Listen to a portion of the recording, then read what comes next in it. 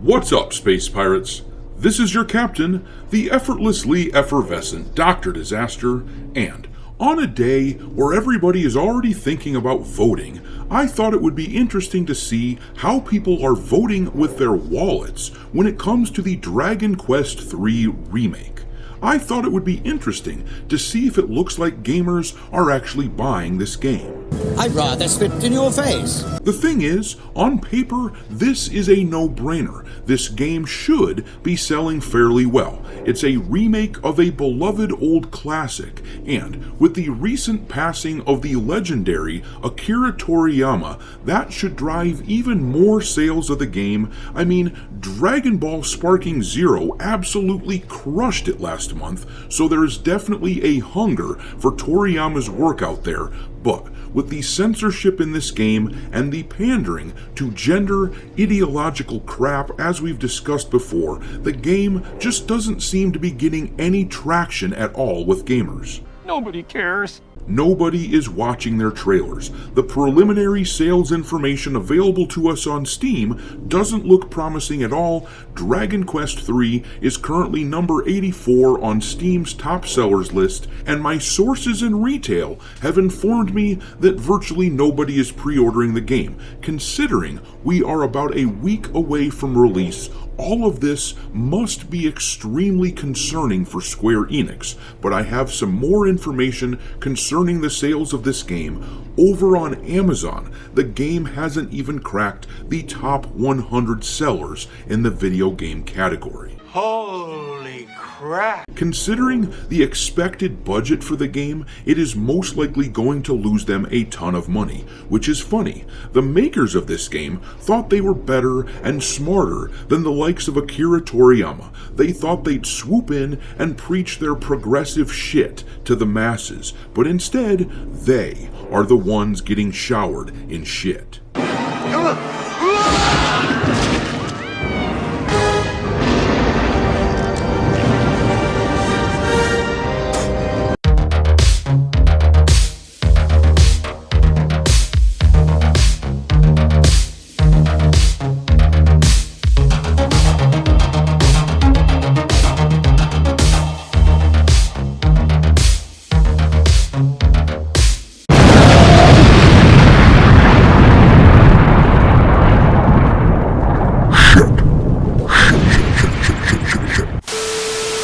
Alright, me hearties, make sure you like this video and subscribe to the channel if you haven't done so already, and also, don't forget to follow me over on Twitter or X, or whatever you want to refer to it as these days. I keep a list on there of games lousy with wokeness pinned to the account at all times for your reference. My handle over there is Dr. Disaster 1. But anyhow, Dragon Quest's performance, even before you look at sales, has been positively dreadful. The launch trailer for the game came out about 4 days ago now, and the version of it launched on the PlayStation channel still only has about 35,000 views. The video on the Xbox YouTube channel is way worse, sitting at less than 9,000 views. Hell, the video that I made the other day covering Dragon Quest III's lack of hype got more views than the Xbox trailer, and then the version released on Square Enix's channel got only 15,000 views, and once again, my video beat that, meaning there are just generally more people interested in watching this game sputter and burn than there are people who actually want to play this turd. I mean, sitting at number 84 on the top seller list while coming from a major company like Square Enix and being only a week away from release, that is really quite bad. But over on Amazon, it seems clear that the game isn't getting any traction either. Dragon Quest doesn't even make an appearance in the top 100 sellers on the platform.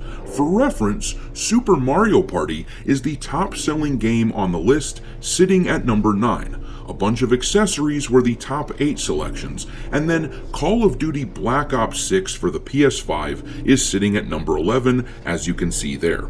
Dragon Age the Veilguard appeared on this list for a few days right when it released, but it doesn't show up now. But if we filter this for the PS5, Dragon Quest III does show up eventually on the list, but it's all the way down at number 79, behind the likes of pre-orders for the physical edition of Black Myth Wukong, Space Marine 2, which has been out for 2 months, Silent Hill, which has been out for a month, and Astrobot, which has been out for a couple months. There is simply no interest in this game on the PS5, and it's even worse on the Xbox. On that list, the game doesn't even crack the top 100 best-selling items. But to be fair, Dragon Quest III is number 40 on the Switch, which is where I expect the bulk of their sales to come from. But even then, sitting at number 40, a little over a week removed from the release, is not very good. With all of this in mind, I think it is fair to guess that Dragon Quest III is going to struggle to hit 1 million copies sold. And considering what their expected budget for the game is, this is really bad. According to Google here, the average AAA game these days costs between $80 and $500 million to make. The previous paradigm was between $50 and $150 million for AAA games, even if we assume that Dragon Quest III was at the bottom of the previous paradigm at around $50 million. If we assume that the game only cost that much, and that somehow this number also includes marketing, which I highly doubt, but let's just assume that's the case, just to give them a best case scenario. But if that's the case, then they still need to sell around 1,111,000 copies of the game at full price in order to simply break even on the game. The math works out like this. The game is being sold for $60. That is a ridiculous number for a remake like this, by the way, and it's one more reason why the game is underperforming so spectacularly. But if the game is $60, then the studio makes $45 for every copy sold. You see, the rule of thumb is that whenever a video game gets sold, the actual outlet that is selling it, whether that be the PlayStation Store, the Xbox Store, Steam, or your local GameStop, whatever outlet sells it takes a 25% cut. So then, if we take the budget of the game, which the lowest possible amount I could see for it would be $50 million, but if we take that $50 million and divide it by the $45 that the studio makes on each copy sold, then you can see that the game needs about 1,111,000 copies sold before they have made back their investment on the project. At this rate, the game is performing well behind the likes of Dragon Age the Veilguard and Star Wars Outlaws, which is to be expected, and as we covered this morning, Dragon Age appears to be struggling to hit 1 million copies sold, so it seems quite likely that, even if we assume the best case scenario for the game's budget, and I'm willing to bet it's higher than we're talking about here, but clearly, Dragon Quest III will end up losing the studio a good chunk of change. But I'm going to leave it there. Drop your thoughts into the comment section below, and we will talk there. Thanks for watching, me hearties. If you haven't already, your captain is inviting you to subscribe to the channel and become a part of the crew. Life as a space pirate may not be glamorous, but there's always plenty of booty.